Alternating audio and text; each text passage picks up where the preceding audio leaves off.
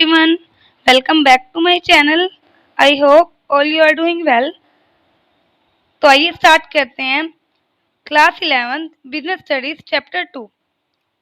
आज हम करेंगे पार्टनरशिप फर्म क्या होता है और पार्टनर्स कौन कौन से होते हैं कि हमारे पास एक किसी भी ऑर्गेनाइजेशन में पार्टनरशिप फर्म में कौन कौन से टाइप के पार्टनर्स होते हैं, पार्टनरशिप फर्म में क्या क्या हमें एडवांटेजेस मिलती हैं, क्या हमें डिसएडवांटेजेस मिलते हैं, और अगर हमें पार्टनरशिप फर्म को रजिस्टर करवाना है तो क्या प्रोसीजिंग रहती है उसकी।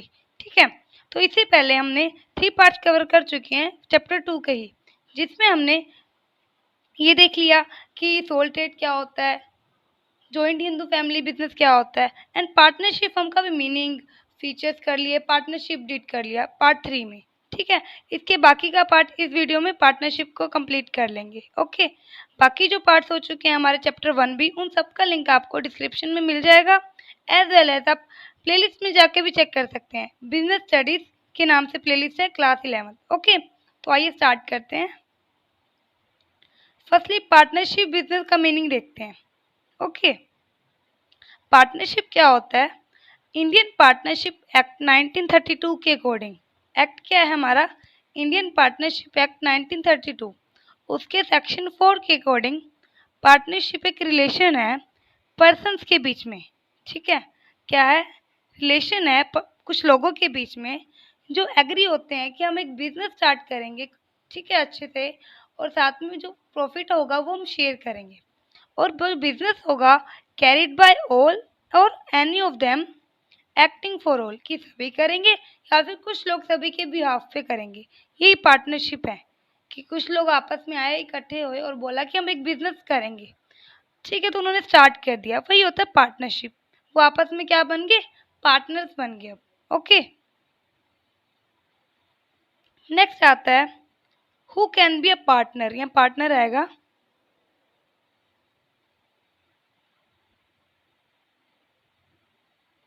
कि एक बिजनेस में कौन कौन पार्टनर बन सकता है। पार्टनरशिप फॉर्म में हर एक पर्सन बन सकता है, बस इन तीनों को छोड़ के, एक्सेप्ट दिस पर्सन। कौन कौन? एक तो माइनर, एक मैन ऑफ अनसाउंड माइंड, एक इंसॉल्वेंट। ये 3 पर्सन हैं जो पार्टनरशिप में जो है पार्टनर्स नहीं बन सकते। फर्स्ट है माइनर। माइनर कौन होता है? जिसकी एज 18 ईयर से कम है, वही है माइनर, है ना। अगर किसी की एज 18 या 18 से ऊपर हो चुकी है तो वो मेजर बन चुका है, एडल्ट हो गया। ठीक है, अब माइनर क्यों पार्टनर नहीं बन सकता, ये देखते हैं। क्योंकि उसकी एज क्या है? 18 से कम है।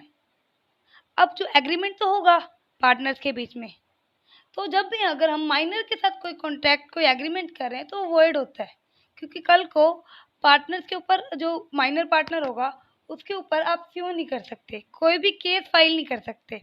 इसीलिए जो माइनर है उसको पार्टनर बनाना नहीं चाहिए।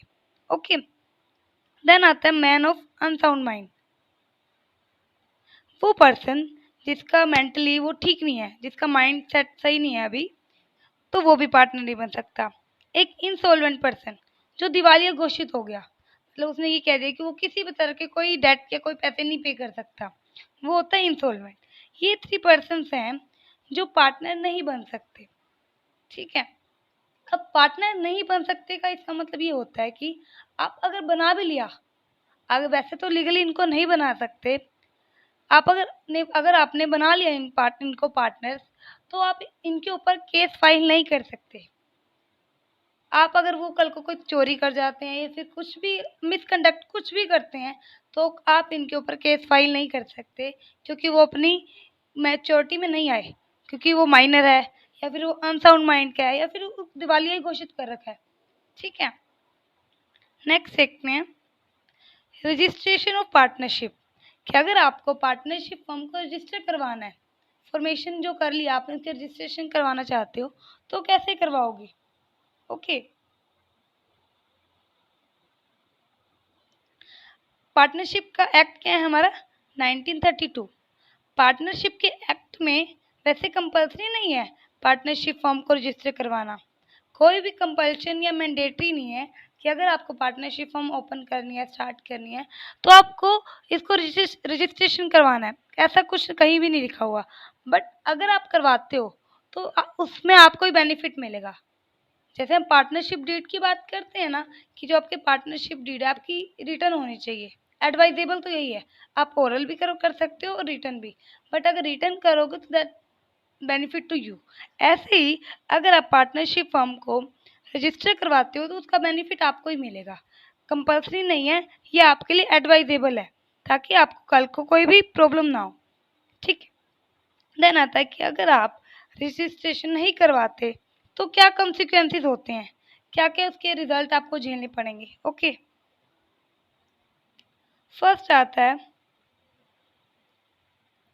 firm cannot file legal proceeding against any third party for any situation if the client has not paid dues to the firm।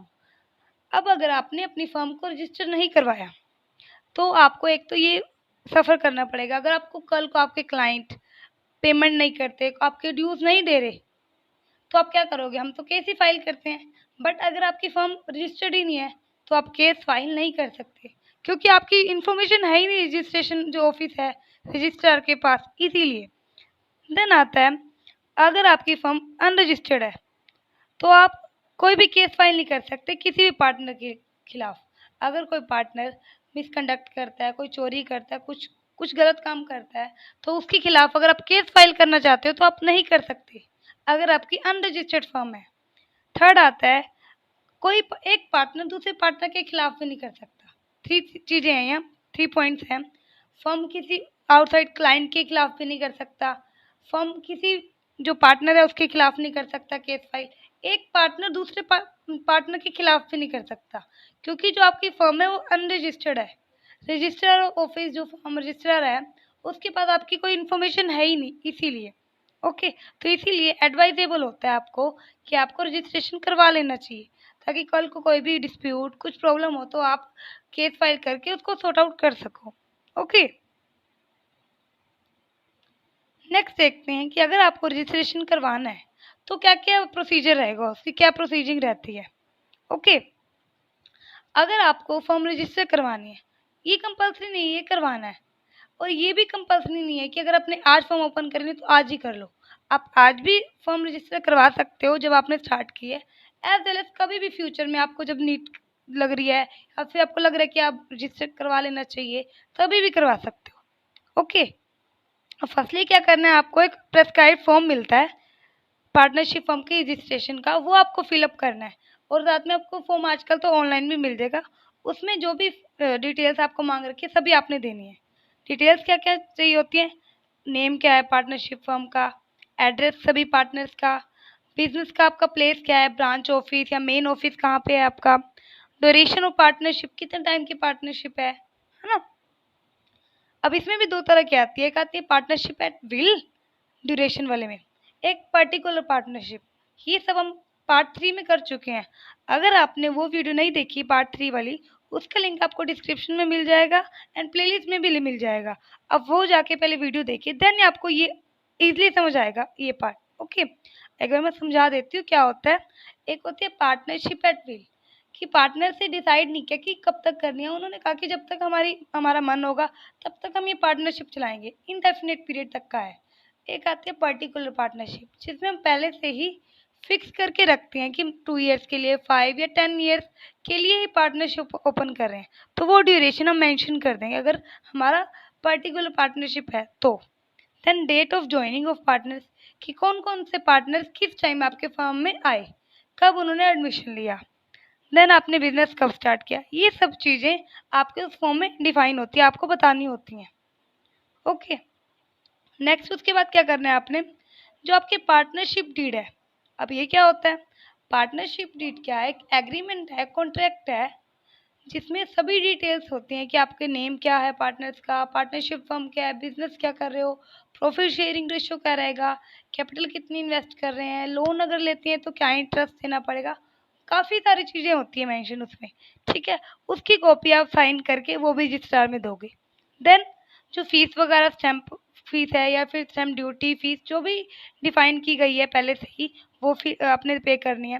Then उसके बाद अगर रजिस्ट्रार को लगता है कि आपकी सब जो भी आपने रिकॉर्ड्स दिए हैं, आपकी जो भी एप्लीकेशन में सब कुछ डिटेल्स हैं, सब कुछ सही है, बिल्कुल ठीक है, देन वो अप्रूव कर देगा और आपको सर्टिफिकेट ऑफ इनकॉर्पोरेशन इशू कर देगा आपकी फर्म को। देन आपकी फर्म को लीगल रिकॉग्निशन मिल जाएगी। ओके, और आपकी फर्म क्या कहलाएगी अब? रजिस्टर्ड फर्म, क्योंकि अब आपकी फर्म रजिस्टर्ड हो चुकी है इसीलिए। ओके, आगे देखते हैं टाइप ऑफ पार्टनर। ये हमने देख लिया कि क्या क्या प्रोसीजिंग रहती है, क्या क्या प्रोसीजर है एक पार्टनरशिप फर्म को रजिस्टर करवाने के लिए। ओके, नेक्स्ट देखते हैं टाइप ऑफ पार्टनर्स, कि किसी भी पार्टनरशिप फर्म में कौन कौन से टाइप्स के पार्टनर्स होते हैं। ओके, तो लेट्स बिगन। इनकी नेम से पहले समझते हैं क्या है ये। एक्टिव पार्टनर्स होते हैं, then sleeping partner, nominal partners, partners by estoppel, partners in profit only, minor partner, secret partner. ये सभी पार्टनर्स को डिटेल में करते हैं अभी। ओके, फर्स्ट करते हैं एक्टिव और मैनेजिंग पार्टनर।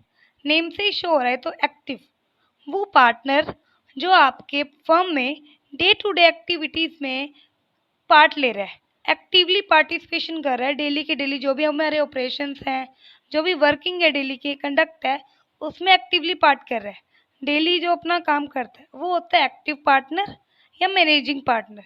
जिसने कैपिटल भी इन्वेस्ट किया है, उसका प्रॉफिट लॉस में भी हिस्सा होगा, एज वेल उसकी जो लायबिलिटी होगी वो नॉर्मली अनलिमिटेड होगी, क्योंकि पार्टनरशिप फर्म में हम जो पार्टनर्स होते हैं उनकी नॉर्मली लायबिलिटी अनलिमिटेड ही होती है, कि अगर आपको कल को डेट पे करने पड़े, कोई पैसे देने हैं, अगर आपके जो बिजनेस इनकम है उससे वो आप नहीं पे कर पा रहे, देन आपके पर्सनल असेट्स रिसोर्सेज भी यूज होंगे। ओके, देन आता है स्लीपिंग पार्टनर। स्लीपिंग मतलब सोना, है ना, कि हम कोई काम नहीं कर रहे, वैसा ही होता है ये पार्टनर। स्लीपिंग पार्टनर को और क्या बोलते हैं हम? Dormant partner. वो पार्टनर तो है, उसने कैपिटल भी इन्वेस्ट किया है, उसका प्रॉफिट लॉस में भी हिस्सा है, बट वो डे टू डे जो रूटीन की एक्टिविटीज़ हो रही हैं, जो ऑपरेशंस काम हो रहे हैं, उसमें वो पार्टिसिपेट नहीं करता, क्योंकि वो टाइम नहीं दे सकता। इसीलिए हो सकता है कुछ और काम करता हो साथ में, बट यहाँ मेन टॉपिक ये है कि वो यहाँ पे डेली की एक्टिविटीज़ में पार्टिसिपेशन उसका नहीं होगा। ओके, बट उसकी जो लाइबिलिटी है वो अनलिमिटेड ही रहेगी बाकी पार्टनर्स की तरह। ओके, देन आता है nominal partner. Nominal means name, वो पार्टनर जो एक्चुअल में सिर्फ नेम का ही पार्टनर है, सिर्फ नाम नाम का ही पार्टनर है, उसने अपना नेम ही दिया हुआ है सिर्फ फर्म को, वो रियल में पार्टनर नहीं है। जैसे स्लीपिंग पार्टनर थे, एक्टिव पार्टनर थे, उन्होंने इन्वेस्टमेंट की थी, ये ऐसा पार्टनर नहीं है, उसने इन्वेस्टमेंट नहीं की, बस उसने अपना नाम दिया है फर्म को यूज करने के लिए। ठीक है, देन आता है partner by estoppel. Okay, then जो ये नॉमिनल पार्टनर है ना, उसी के पार्ट दिखेंगे कहीं तो आपको, पार्टनर बाय एस्टोपल, और एक आता है पार्टनर बाय होल्डिंग आउट। ठीक है, इसी के पार्ट हैं नॉमिनल पार्टनर की। ओके, कई जगह आपको इसके पार्ट दिखेंगे, कई जगह इसको अलग से भी दिखाया हुआ है, तो दोनों ही ठीक है, बट हमने मीनिंग क्लियर करना है पहले, तो किसका मीनिंग क्या होता है। ठीक है, अब फर्स्टली देखते हैं पार्टनर बाय एस्टोपल कौन होता है। वो पार्टनर जो एक्चुअल में उसने इन्वेस्टमेंट वगैरह नहीं कर रखी किसी भी तरह की, बट उसके जो वर्ड्स हैं, उसकी जो एक्शन है, ऐसा शो कर रहे हैं कि वो भी पार्टनर है। एग्जाम्पल लेते हैं, लाइक ए बी सी, ये तीनों की पार्टनरशिप फर्म है ABC लिमिटेड के नाम से। ठीक है, ABC नाम है उसकी पार्टनरशिप फर्म का। ठीक है, अब इनको लोन चाहिए, लाइक अब लोन चाहिए तो जो उसका जो बैंक वगैरह है, वहाँ पे उनकी अच्छी क्रेडिबिलिटी वगैरह कुछ होनी चाहिए, तभी लोन मिलेगा। अच्छा, उन्होंने ले लेना है तो उन्होंने सोचा हम ना डी को साथ ले जाते हैं, जिसकी ना काफ़ी अच्छी क्रेडिबिलिटी है, मार्केट में अच्छी रेपुटेशन है। तो उन्होंने कहा, वो डी को लेके गए, ABC गए और डी भी गया साथ में बैंक में। तो डी ने कहा कि ना हमें पार्टनरशिप फर्म के लिए लोन चाहिए। उसने यूज़ किया वही कहा कि हमें चाहिए या पार्टनरशिप फर्म को चाहिए, उसने कहीं भी ये मेंशन नहीं किया कि इनको चाहिए। तो इसका मतलब उसने वही वही बोला, तो जो बैंक वाले थे उनको लगा कि डी भी उनका पार्टनर है ना, उनको लगा कि ABC ये आपस में पार्टनर है, तो उन्होंने डी करके लोन दे दिया। अब डी ने अपने वर्ड से या अपने एक्शन से ये दिखाया ना कि मैं भी इनका पार्टनर हूँ। उसने कहीं भी ये मेंशन नहीं किया कि पार्टनर तो ये है बट मैं सिर्फ लोन दिलवाने आया हूँ, ऐसा कुछ नहीं कहा। उसने सिर्फ ये कहा कि हमें लोन चाहिए, तो बैंक वालों को तो यही लगेगा कि ये वो भी पार्टनर है, तो डी के कारण उसे लोन मिल गया। ओके, तभी वो क्या पार्टनर बन गया, पार्टनर बाय एस्ट्रोपल। ओके, अब लाइबिलिटी की बात आती है, प्रॉफिट शेयर की बात आती है। अब उसने कैपिटल इन्वेस्ट नहीं की तो प्रॉफिट में भी हिस्सा नहीं होगा, लॉस में भी नहीं होगा, बट जो लाइबिलिटी है उसकी अनलिमिटेड रहेगी क्योंकि उसकी कंडक्ट के कारण ही उसे लोन मिला उन्हें। ओके, देन आता है पार्टनर बाय होल्डिंग आउट। ये भी समथिंग लाइक दिस ही होता है, पार्टनर बाय एस्ट्रोपल की तरह, बट डिफरेंस क्या होता है ये देखते हैं। होता तो उसी का भी पार्टनर बाय जो एस्ट्रोपल होते हैं उसमें भी होता तो यही कि उन्होंने कैपिटल नहीं इन्वेस्ट की होती, बस उनका नेम चल रहा होता है। कैसे देखते हैं, होल्डिंग आउट। अब देखो इसमें क्या होता है, एग्जाम्पल लेते हैं पहले। लाइक मेरे स्टूडेंट्स हैं ए बी सी, ठीक है, मेरे स्टूडेंट्स हैं ए बी सी, इन्होंने ना पार्टनरशिप फर्म ओपन करी है। ओके, तो इन्होंने सोचा कि अगर हम अपने नाम से ही करेंगे तो हमारा इतना मार्केट में नाम तो है नहीं, हमें जानता ही नहीं कोई, तो हम क्या करते हैं मैम के नाम से ही फॉर्म ओपन कर लेते हैं, मैम का नाम यूज़ कर लेते हैं, रिमांशी मैम का। उन्होंने मेरा नाम यूज़ कर लिया फॉर्म में। ओके, अब क्या हुआ, मेरे नाम के कारण उनके जो बिजनेस डील्स है वो अच्छी हो रही हैं, सब कुछ अच्छा हो रहा है, और इस चीज़ का मुझे पता है कि जो वो स्टूडेंट्स हैं मेरे या फिर जो पार्टनर्स हैं वो उन्होंने मेरा नाम यूज़ किया और मैंने उनको मना नहीं किया जाके, जबकि मुझे पता है। तो कल को अगर कुछ भी उनको पेमेंट देनी है किसी भी तरह की तो मैं भी उसके लिए रिस्पॉन्सिबल होंगी क्योंकि उन्होंने मेरा नेम यूज़ किया इसीलिए। तो इसी को बोलते हैं partner by holding out. Actual में उसमें उसने इन्वेस्टमेंट नहीं की बट उसके नेम के कारण ही, ठीक है, कि उसके नेम को यूज करके जो पार्टनर थे उन्होंने अपना बिजनेस आगे बढ़ाया। ओके, नेक्स्ट देखते हैं पार्टनर्स इन प्रॉफिट ओनली। ऐसे कुछ पार्टनर्स भी होते हैं जो स्टार्टिंग से यही कहते हैं कि हम सिर्फ ना प्रॉफिट में हिस्सा लेंगे तभी हम अपने बिजनेस में आएंगे, अपने फर्म में एडमिशन लेंगे। तो वो पार्टनर्स जिनका सिर्फ जो शेयर है सिर्फ प्रॉफिट में ही होता है, ठीक है, उनका लॉस में किसी भी तरह का कोई हिस्सा नहीं होगा, तो वो होते हैं partners in profit only. Okay, then आते हैं माइनर पार्टनर। माइनर कौन होता है, जिसकी एज 18 ईयर से कम है। ओके, वो होते हैं माइनर पार्टनर। अब अभी तो हमने बात की थी कि आप कहोगे कि अभी तो मैम आपने बोला था कि माइनर तो पार्टनर बन नहीं सकता, जैसे माइनर होते हैं या अनसाउंड माइंड के हैं या फिर इंस्टॉलमेंट पर्सन है, इंसॉल्वेंट जो दिवालिया हो चुके हैं, वो पार्टनर बन ही नहीं सकते। अब कैसे माइनर पार्टनर बन रहा है, मैं बताती हूँ अभी। देखो, लीगली तो माइनर जो है वो पार्टनर्स नहीं बन सकते। वो इसलिए नहीं बन सकते क्योंकि वो कॉन्ट्रैक्ट नहीं कर सकते उनके साथ। अगर कोई भी हम अगर हम माइनर के साथ कोई भी किसी भी तरह का कोई कॉन्ट्रैक्ट कर रहे हैं तो वो वॉइड होएगा। इट मीन्स अगर हमें कोई केस करना है तो हम माइनर के ऊपर केस नहीं कर सकते। इसलिए हम बोलते हैं कि माइनर के साथ जो पार्टनर बनाना माइनर को नहीं बना सकते हम, क्योंकि उनके साथ जो कॉन्ट्रैक्ट अगर आप करोगे तो वॉइड होएगा, और अगर उनका जो लॉस वगैरह में वो भी हिस्सा नहीं होता क्योंकि माइनर है, प्रॉफिट में हिस्सा होगा बट लॉस में हिस्सा नहीं होगा, ठीक है। तो इसलिए ये बात है इसमें कि माइनर वैसे पार्टनर नहीं बन सकता, बट अगर बना लेते हो तो उसके साथ अगर किसी भी तरह का कोई कॉन्ट्रैक्ट किया है तो वॉइड होएगा। अगर कल को आप कोई केस करना चाहो आप नहीं कर सकते केस, ठीक है। देन आता है हमारा नेक्स्ट सीक्रेट पार्टनर। सीक्रेट मतलब जो छुपा हुआ है ना, वो पार्टनर जिसका आउटसाइड जो पार्टीज हैं, थर्ड पार्टीज हैं, उनको पता नहीं कि ये पर्सन हमारा पार्टनर है। वही बट होता यही है कि वो कैपिटल भी लेके आ रहा है, प्रॉफिट में भी हिस्सा है उसका, लॉस में भी है, लाइबिलिटी भी अनलिमिटेड है, काम भी कर रहा है, बस उन लोगों को पता नहीं है कि ये हमारा पार्टनर है। ओके,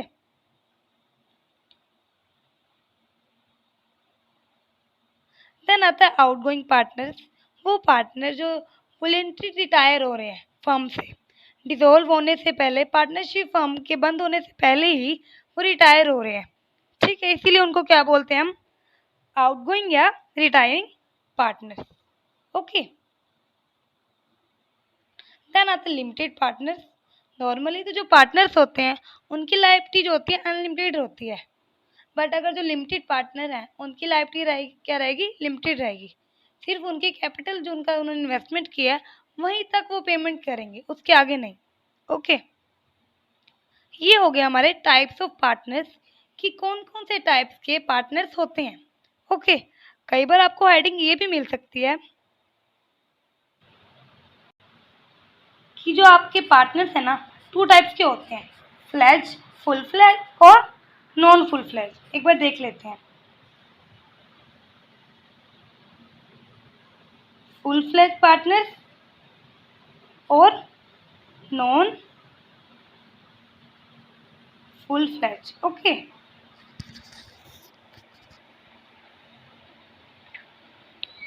अब पार्टनर्स भी आपके यहाँ 2 टाइप्स के होते हैं, एक फुल फ्लैज पार्टनर्स, एक होते हैं नॉन फुल फ्लैज पार्टनर्स। ये कौन से होते हैं? फुल फ्लैज वही हैं जो एक्टिवली पार्ट कर रहे हैं हमारे बिजनेस में, फर्म में। लाइक कौन से थे? एक्टिव पार्टनर्स और जो स्लीपिंग पार्टनर है उन्होंने भी कैपिटल तो इन्वेस्ट की है ना, वो भी फुल फ्लैज में आएंगे।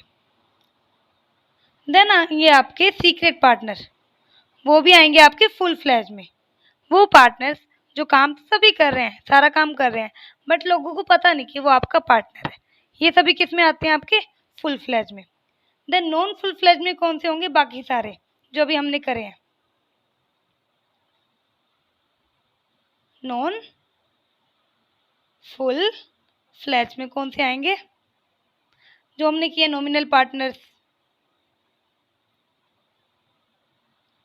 Partners by estoppel, partners by holding out, minor partners, partners in profit only, ये सारे किस में आते हैं? Non full fledged partners. ठीक है, आपको हेडिंग कई बार ऐसे भी मिल सकती हैं कि फुल फ्लैज पार्टनर्स बताओ या नॉन फुल फ्लैज बताओ। ठीक है, या आप डायरेक्टली भी बता सकते हो सभी के नेम करके उनकी डिटेल। ओके, देन आगे हम एडवांटेजेस देखते हैं कि किसी भी पार्टनरशिप फर्म के हमें क्या क्या फ़ायदे मिलते हैं। फर्स्ट आता है इजी टू फॉर्म, कि पार्टनरशिप फर्म को बनाना या उसको स्टार्ट करना काफ़ी इजी है। क्यों इजी है? क्योंकि as by law, as by act, partnership act 1932, partnership firm को रजिस्टर करवाना कंपलसरी नहीं है, इसलिए आसान है। करवा सकते हो, उसके बाद भी इतनी कुछ प्रॉब्लम्स नहीं है, बट करवाना कंपलसरी नहीं है। क्योंकि कंपनी में तो काफ़ी सारे प्रोसीजर होते हैं, है ना, इनकॉर्पोरेशन करवाओ, सर्टिफिकेट्स लो, काफ़ी प्रोसीजिंग होती है। बट पार्टनरशिप फर्म काफ़ी आसान होता है as compare to company. Then आता है अवेलेबिलिटी ऑफ लार्ज रिसोर्सेज। अब लार्ज रिसोर्सेज का मतलब क्या है? जैसे सोल ट्रेड में कौन होते हैं हमें पता है, एक ही पर्सन है, वही सारा पैसा लगा रहा है, इन्वेस्टमेंट वही कर रहा है, सभी कुछ वही हैंडल कर रहा है। बट यहाँ हमारे पास कई पार्टनर्स होते हैं, है ना, तो सभी पार्टनर्स अपने अपने रिसोर्सेज या कैपिटल, मैन पर सब कुछ पूल करके इकट्ठा लगाएंगे एक ही बिजनेस में, तो हमारे रिसोर्सेज बढ़ जाएंगे ना। इसीलिए हमारे पास इस टाइम पार्टनरशिप फर्म में रिसोर्सेज काफ़ी होते हैं। देन आता है बेटर डिसीजन, कि जब हम काफ़ी सारे पर्सन्स मिलके किसी भी एक डिसीजन पे काम कर रहे हैं तो जो हमारा डिसीजन होता है वो हमेशा बेटर होगा।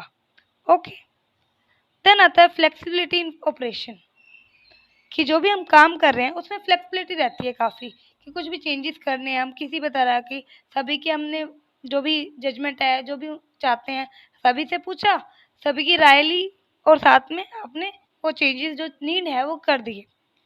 देन आता है शेयरिंग रिस्क, जैसे पार्टनरशिप फर्म में हम प्रॉफिट शेयर करते हैं, ऐसे ही जो लॉस है, रिस्क है, वो भी तो शेयर होगा, है ना। ये एडवांटेज है, क्योंकि सोल ट्रेड में तो जो भी लॉस हुआ किसी भी तरह का, बड़ा छोटा, एक ही पर्सन को वो सफ़र करना पड़ेगा। बट पार्टनरशिप फर्म में जो रिस्क लॉस है वो सभी में डिस्ट्रीब्यूट हो जाएगा, इसलिए थोड़ा कम रिस्क लगता है हमें। ओके, देन आता है protection of interest of each partner, कि जो भी पार्टनर्स हैं सभी के इंटरेस्ट की बात होती है यहाँ पे, कि ये नहीं कि सिर्फ एक पार्टनर के लिए काम कर रहे हैं, कि जो भी काम होंगे, जो भी होगा डिसीजन, सभी के हित में होगा, कि जो चीज़ सभी के लिए बेस्ट हो। ओके, देन आता है benefit of specialisation.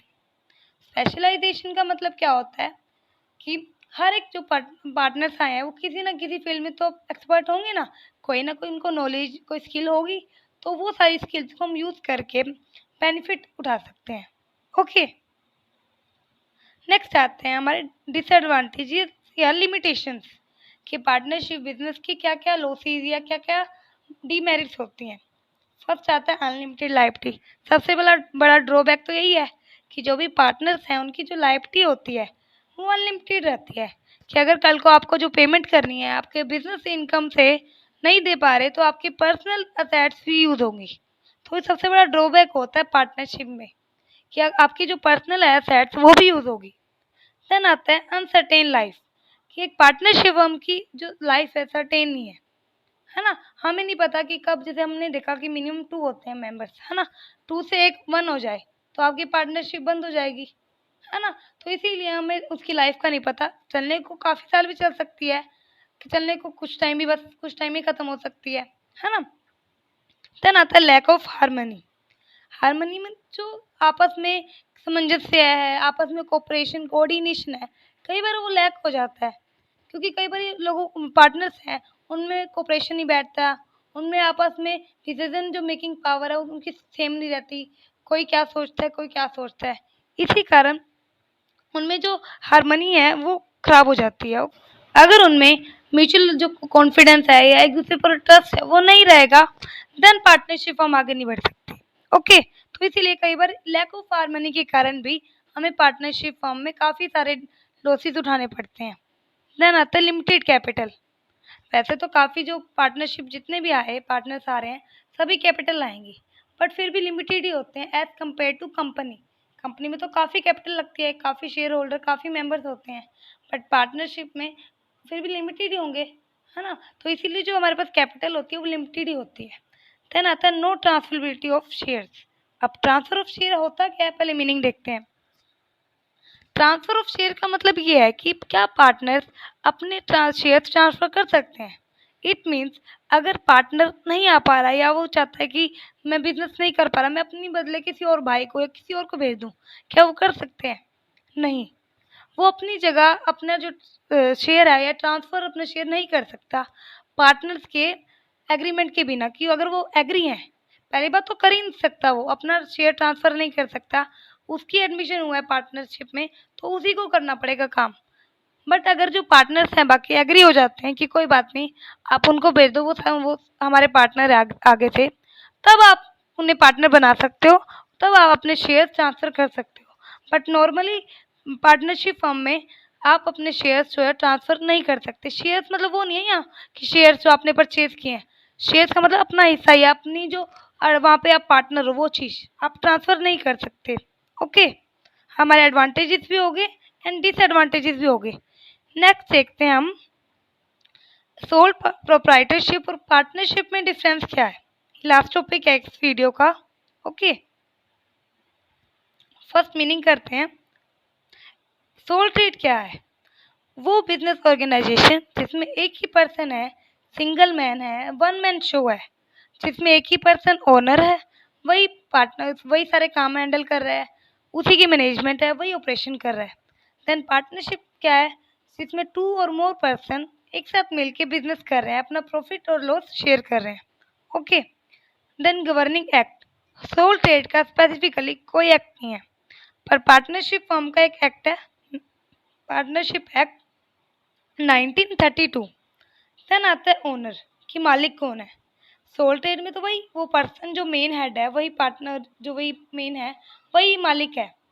Partnership firm में कौन ओनर है? Individually known as partner and collectively known as firm. जो भी पार्टनर्स अलग अलग पर्सन है ना एक पार्टनरशिप फर्म में, उनको इंडिविजुअली तो हम बोलते हैं पार्टनर, और एक साथ क्या बोलते हैं हम? फर्म। वहाँ कोई भी प्रिंसिपल कोई भी ओनर नहीं है, सभी प्रिंसिपल हैं, सभी एजेंट हैं। ओके, देन आता है इनकॉर्पोरेशन। अब सोल ट्रेड को आपको अगर रजिस्ट्रेशन करवाने की जरूरत होती है? नहीं, नॉट रिक्वायर्ड, बिल्कुल ही जरूरत नहीं है। पार्टनरशिप को में वॉलेंट्री है, अभी हमने किया, अगर आप करवाना चाहते हो रजिस्ट्रेशन तो करवा सकते हो, ठीक है, तो आपको सर्टिफिकेट में मिल जाएगा। अगर नहीं करवाना चाहते तो कंपल्सरी नहीं है। देन आता है members, minimum and maximum. Sole trade में मिनिमम 1 होते हैं, मैक्सिमम भी 1 ही होते हैं, क्योंकि सोल ट्रेड में ओनर जो है एक ही होता है, वन मैन शो है। पार्टनरशिप में मिनिमम 2 होते हैं एंड मैक्सिमम होते हैं 100। ओके, नेक्स्ट इन्हीं का डिफरेंस करते हैं। फर्स्ट आता है देन लायबिलिटी। लायबिलिटी कैसी रहेगी, लिमिटेड या अनलिमिटेड? वैसे तो लायबिलिटी सोल ट्रेड में भी अनलिमिटेड रहती है, पार्टनरशिप में भी। अब बियर कौन करेगा? सोल ट्रेड में तो एक ही पर्सन है, उसी को सारी देनी है। पार्टनरशिप में सभी मिलके देंगे। डिसीजन मेकिंग सोल ट्रेड में एक जल्दी होगी क्योंकि एक ही पर्सन है। पार्टनरशिप में थोड़ा डिले हो सकता है क्योंकि सभी की राय लेनी पड़ेगी, सभी से डिस्कस करना पड़ेगा, देन डिसीजन ले सकते हो। आगे आता है ड्यूरेशन। सोल ट्रेड का ड्यूरेशन कोई स्पेसिफाई नहीं होता, हमारी मर्जी है। हमने आज बिजनेस स्टार्ट कर दिया, हमारी मर्जी है कब तक चलाएं, कब बंद कर दें। ओके, पर पार्टनरशिप फर्म के भी आगे 2 आते हैं, partnership at will and particular partnership. कई होती है ऐसी पार्टनरशिप जिसमें आप डिफाइन कर देते हो कि हम इतने टाइम के लिए करेंगे, ठीक है। और कई होती हैं पार्टनरशिप जैसे एट विल वाली, कि आपको पता नहीं, आप कभी भी कर सकते हो, आपकी इच्छा तक, अनसर्टेन टाइम तक की है, ठीक है। देन आता है प्रॉफिट लॉस। सोल ट्रेड में एक ही पर्सन रिस्पॉन्सिबल है प्रॉफिट के लिए भी, लॉस के लिए भी। पार्टनरशिप में प्रॉफिट भी बटेगा एंड लॉस भी डिस्ट्रीब्यूट होगा। ओके, देन आता है सीक्रेसी, कि जो आपकी सीक्रेसी है आपके बिजनेस की, वो रहेगी या नहीं रहेगी। बिजनेस जो सोल ट्रेड है उसमें जो आपकी सीक्रेसी रहेगी, क्योंकि एक ही पर्सन है, वो अपने सीक्रेट थोड़ी बताएगा किसी को भी जाके, ठीक है। बस जो प्रोप्राइटर है उसी को पता होगा। बट जो पार्टनरशिप फर्म है उसमें सारे पार्टनर्स को तो पता ही होगा, है ना। कल को अगर एक पार्टनर छोड़ के चला जाता है तो बाहर जाके पार्टनरशिप फर्म को छोड़ने के बाद कल को किसी को भी बता सकता है किसी भी तरह के कोई सीक्रेट, है ना। इसीलिए कहते हैं कि यहाँ थोड़ा सा स्कोप होता है सीक्रेट रिवील करने का। देन फाइनेंस की जो कैपिटल है या फिर फाइनेंस है, कैसे रेस करेंगे, ये कितनी रहेगी। सोल ट्रेड में बिल्कुल लिमिटेड होती है क्योंकि एक ही पर्सन है, उसने सारा पैसा इकट्ठा करना है। और पार्टनरशिप में कंपेरेटिवली सोल ट्रेड के कंपैरिजन में थोड़ी सी ज़्यादा होती है क्योंकि हम रेजिंग कर सकते हैं, हमारे पार्टनर्स काफ़ी सारे हैं इसीलिए। ओके, आई होप आपको ये डिफरेंस बिल्कुल अच्छे से समझ आ गया होगा। ओके, देन आपका अपना पार्टनरशिप फॉर्म भी कंप्लीट हो चुका है। पार्टनरशिप फॉर्म के हमने 2 पार्ट्स किए हैं, पार्ट 3 एंड पार्ट 4। ओके, आपको पूरी वीडियो सभी चीज़ें अच्छे से समझ आ गई होंगी। अगर किसी भी तरह का कोई डाउट है देन हम कमेंट बॉक्स में टाइप कर सकते हैं, आपको जल्दी रिप्लाई मिलेगा। ओके, एंड आपको बाकी जो चैप्टर इसी के चैप्टर्स हैं या पार्ट्स हैं, सभी का लिंक आपको डिस्क्रिप्शन में मिल जाएगा। एज वेल एज कि जो भी हमने टॉपिक डिस्कस किए इस वीडियो में, उसका भी आपको हेडिंग मिल जाएगी डिस्क्रिप्शन में कि इस वीडियो में हमने कौन कौन से टॉपिक डिस्कस किए। ओके, अगर आपको वीडियो थोड़ी सी भी इंफॉर्मेटिव लगी हो तो like, share and subscribe my channel and also bell icon भी हिट कर लीजिए ताकि आप आगे वाली वीडियोस की नोटिफिकेशन मिस ना करें। Thank you guys, stay tuned.